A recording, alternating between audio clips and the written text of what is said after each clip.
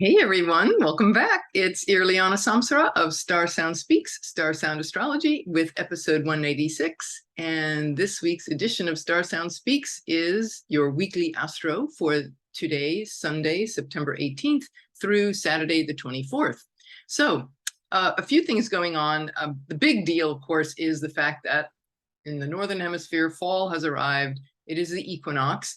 So I'm going to just briefly talk about how this episode is going to go. Is going to just talk about the transits of the week, address each one in short, and then do a little deeper dive into the meaning of this Libra Ingress. So tomorrow is the 19th, and we have Venus coming into a trine. Venus is in the late stages of Virgo, and which is not always not the easy place, right? This is where she's in her fall. Venus in her fall in Virgo, and so it's not the easiest place for Venus to feel cushy and loving and all in that kind of efficient energy of Virgo, which can be a little critical and anxiety ridden. But with the trine with Uranus, it could bring some relief, some breakthroughs, even breakthroughs around money and efficiency and how we work. Our desire for service, connecting with our intuitive mind is always an easier thing when Venus is in Virgo. It's a good, we could use it positively and proactively in that regard. And that might bring, with the trine with Uranus, some breakthroughs around our self-esteem, our values, how much we're worth, literally like what's in our bank account. Also maybe innovations, a new way of approaching and new values in our workplace or our daily routine. So that's kind of a nice thing. And so that'll be perfecting tomorrow, the 19th. Thursday, we have our ingress, the sun, we change signs, and it is a new season, fall in the Northern Hemisphere, spring in the Southern, the Libra Ingress. And again, I'm going to loop back to that in just a moment. Just to finish the week, we have the rest of the week, we have, one second, let me grab my notes here. Okay, and then so that's Thursday, the ingress, and then Friday we have a Mercury is in Cazimi. It's a magical window, and it is going to be part of the conversation I have around the Libra Ingress. So it's kind of interesting because about 3 times a year Mercury will, we get these Cazimis. Mercury is never that far from the sun. It's always just one. It's either the same sign as the sun because it's such a tight little 88-day transit. It's either exact same sign as the sun or a sign ahead or a sign behind. Well, in this case, we have a Mercury Cazimi happening this Friday, and it's a magic. Mercury is the god of magic, right? And liminal space, of going in and out of in between worlds. So, the rational mind is very mercurial, and the curious the mind that wants to explore details and data and information. And then Mercury in Virgo is a higher mind. So there is this, but Mercury loves to play, and he loves to think and loves to explore, and telepathy is a very, divine downloads. I mean, when Mercury's in that magical Cazimi, which is exactly conjunct the sun, it's like our minds are having an audience with the king or the queen. And in this case, it's going to be the queen because it's in the sun's at 0 degrees or of Libra.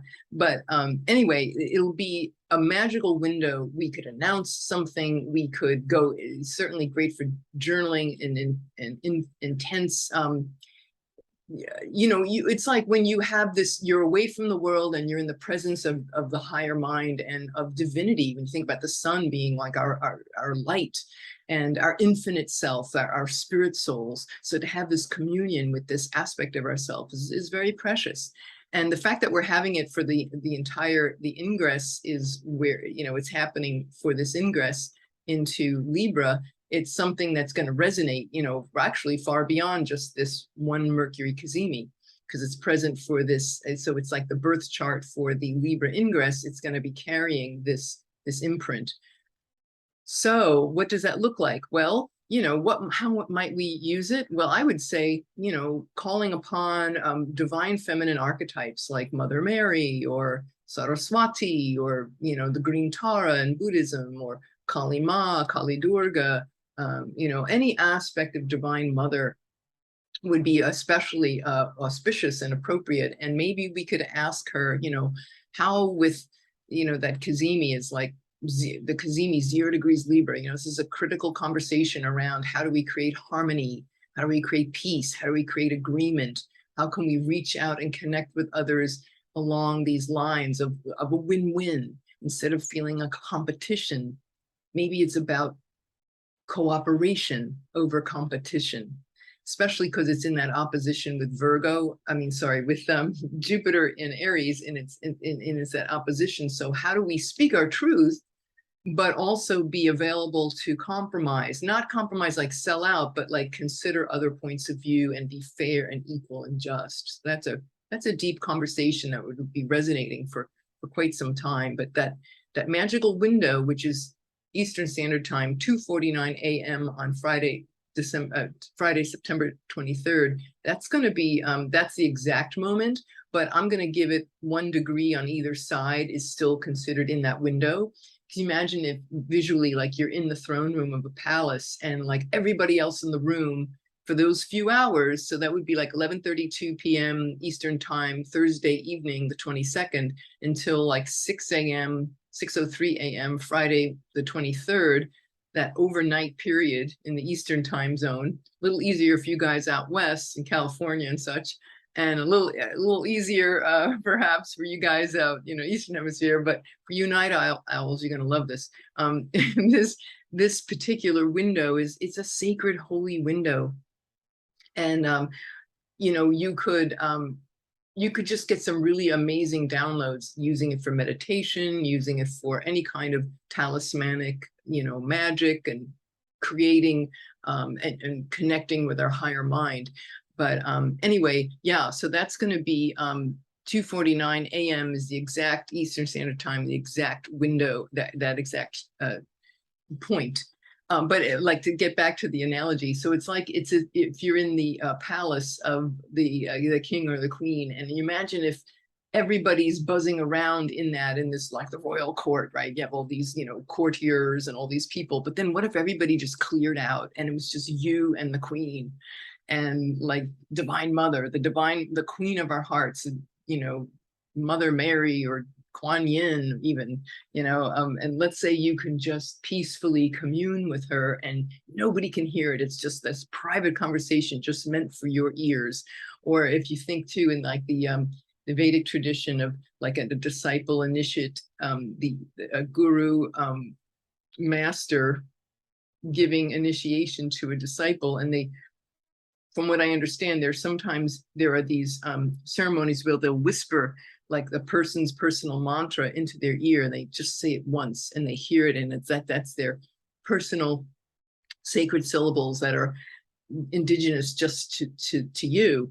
And so it's as if you're having that sacred holy moment and you're getting a clear connection. It's just you and goddess upstairs.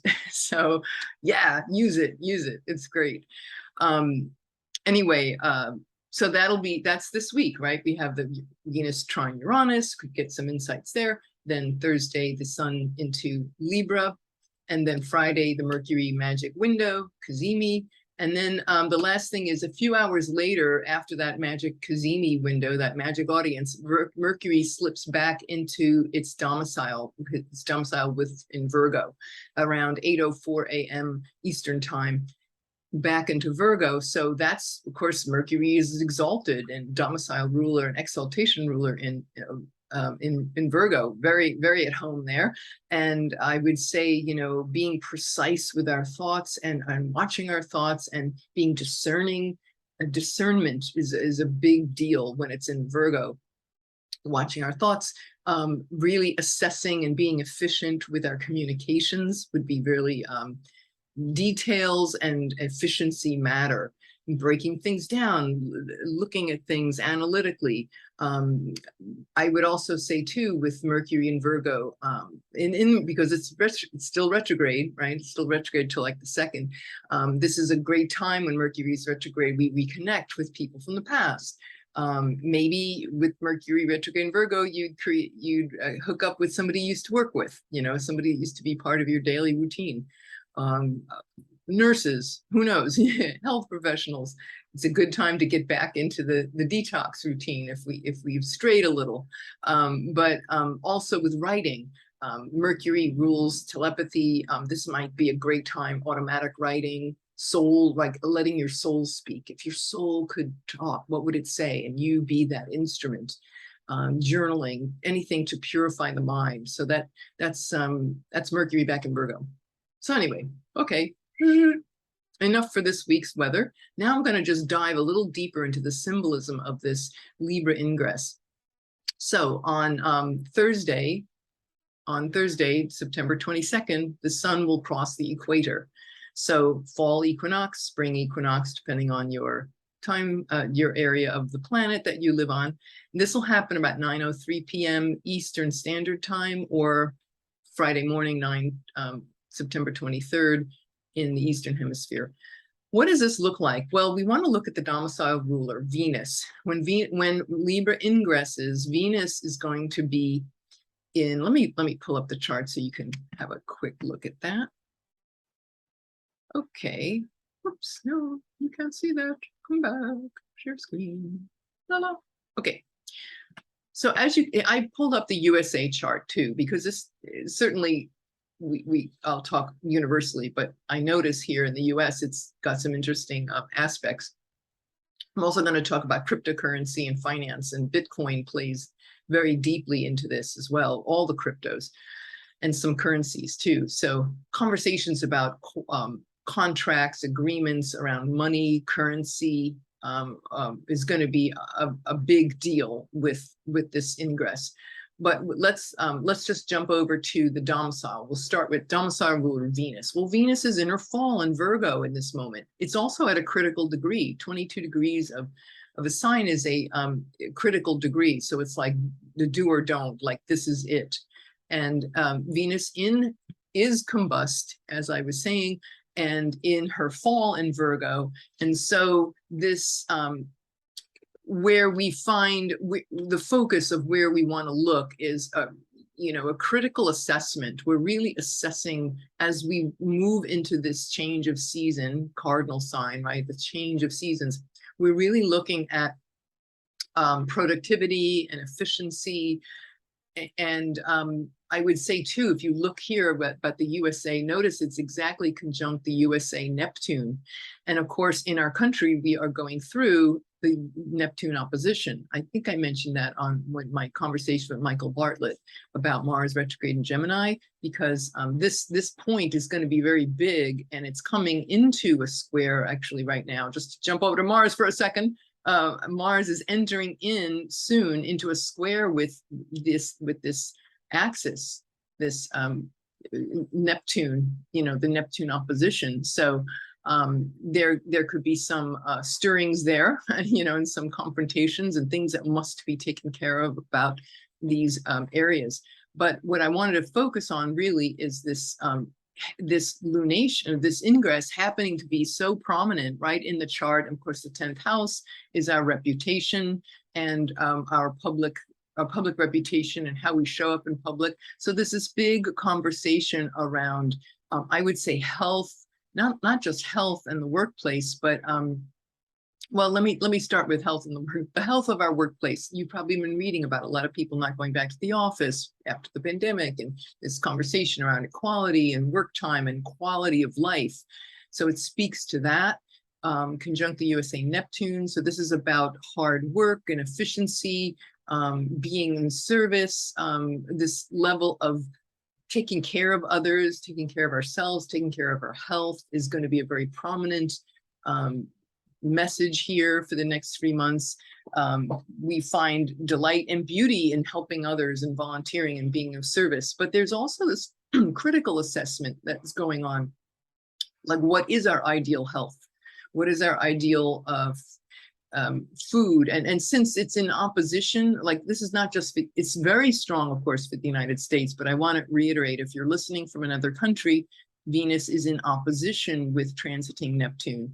transiting Venus, transiting Neptune, opposition. So we're looking at this work-life balance for the world. It's just that it's very, very clear to us here in the United States.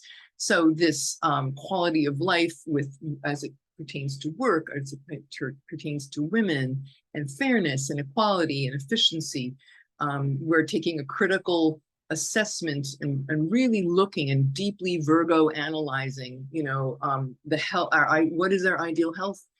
What's our ideal food situation? How we feed ourselves, the food supply, Virgo being agriculture, right? The goddess of grain. Also thinking about office life, office work, or office, I'm thinking of office buildings, but offices and day jobs and daily work and work routines in general.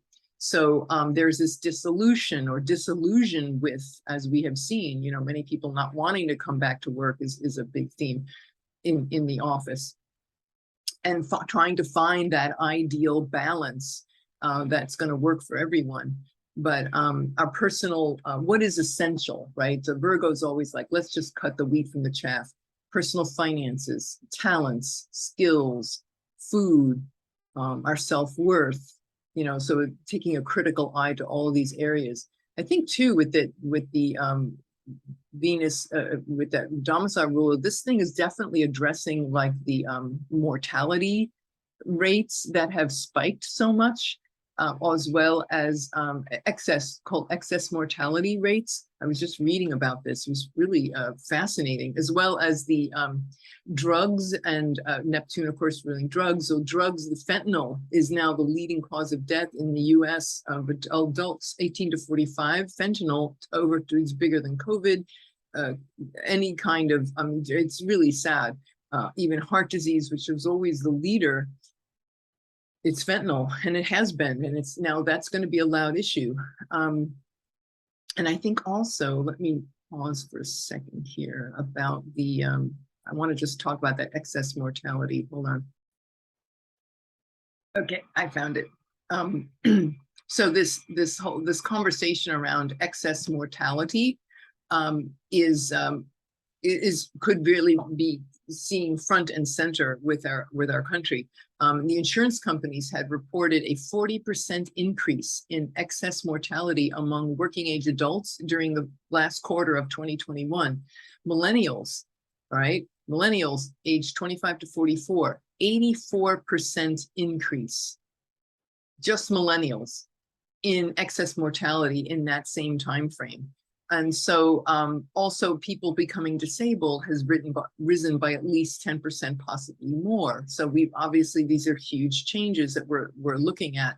And that is even like 10% for an excess mortality rate jump would be, according to these reports, 1 in a 200-year incidence of, that would be huge. But this is 4 times that. So we're getting the picture that this 40% increase is just, hugely outrageous. And I think it's time that people are finally addressing this.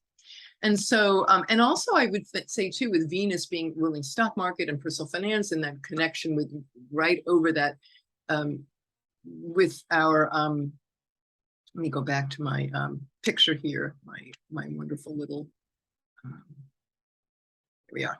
Yeah. With this is like, and of course, as we go further, as we get into October, Jupiter which is the planet of largesse and excess and the elite and elite wealth and such, that is going to be retrograding back, not on that, but pretty close. It'll go direct at, I believe, 28 Pisces. So I think this whole bubble of illusion and hiding these statistics, or not being present and deluding ourselves, like, let's not delude ourselves. This is the time where we need to be in action and to really address this, to take care of our population, to take care of our people. And everyone, striking that balance around the world of that work-life balance and the quality of life, and what is our ideal quality of life, and how can we, really connect with each other, where it's not like we're escaping into drugs, but really taking care of that. Venus in Virgo wants to take care of people, and are you okay? Calling up your loved ones, calling up friends and saying, how are you doing? Are you having a hard day? sometimes just to know, I want to get emotional feeling this. Sometimes just knowing somebody's calling and said, hey, I'm just thinking of you. How are you? Doesn't even have to be a long thing, but just something like that, reaching out and connecting will go, does wonders, you know. And I have to say too, with that, sitting on those Neptune points, you know, suicide is also at an all-time high. That's been spiraling. Not just the fentanyl overdoses, and obviously people have probably used that to overdose or suicide, though more so than just, yes, I'm sure there's some kind of connection there too, but it's just suicide in general, people being really depressed. The last few years have been unbelievably hard on everyone. And our mental health, right? Virgo, mental health, a huge issue. So that I think these will be loud as we head into the fall here up in the Northern Hemisphere, and finding a fairness, finding agreements and fairness and harmony, you know, with that, with our Libra Ingress. It's always about harmony and agreement and compromise, but not being a doormat, you know. Mars in that you know, that Saturn overcoming trine, you know, with Mars is like, hey, you know, let's think long term. Let's create a new and be curious and open to new solutions that are going to help us in the long range, and looking at the big picture. The other thing I wanted to say about this, two things, is the moon. When we look at the moon, and then I'll end by talking about cryptocurrency. So the moon is, if you notice here, is 26 degrees of Leo. The moon is void of course for this Libra Ingress. The moon's also in these waning, it's void of course in Leo, which rules monarchs, heads of state, right? So in a mundane chart, we're looking at like the endings of people who are leaders. Obviously, we just saw this with Queen Elizabeth, but I think there are more to come. There are these changes.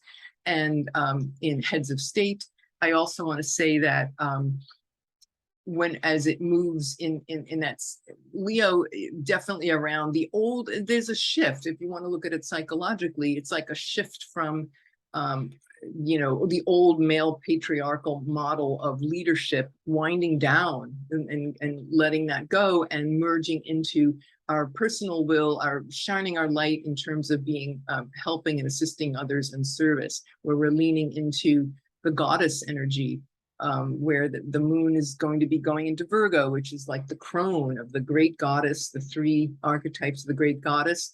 This is the crone of the wisdom, the wise woman, right? The wise, divine, feminine wisdom, leaning into instinct, leaning into that, taking our creative gifts and focusing on service. So that's what I think this points to. In a natal chart, if you have a moon in the third quarter, you know, in your natal chart, that's definitely that I've seen this in with working with clients, you know, that third, the third, it's almost balsamic. So this is again an ending. Usually it's like a key event, some event or some catalyst happens where that person breaks from the past. So there's a key event that acts like a catalyst for change, a break with old patterns, cutting ties with the way in which, or maybe a mainstream idea or a mainstream culture, breaking ties with that. And kind of a feeling an urgency to like break out of a mold and become one's true self. And knowing that there's an urgency, knowing, you know, it's not going to continue along the same old path. It's like, hey man, you know, it's time to break out and individuate and be free. So that's third quarter moon. The Sabian symbol, by the way, for that moon is, I looked it up, I love these, the luminescence of dawn in the eastern sky. I love that. It's like you see this is the old ways winding down, but then there's this new dawn. This is a change coming. Female feminine leadership. I think Kamala Harris is going to have a lot to say as her birthday is coming up. She's a Libra, I think. I have to do a special chart just for her, but I think I did address her in terms of her and Joe Biden, and I definitely see these eclipses happening.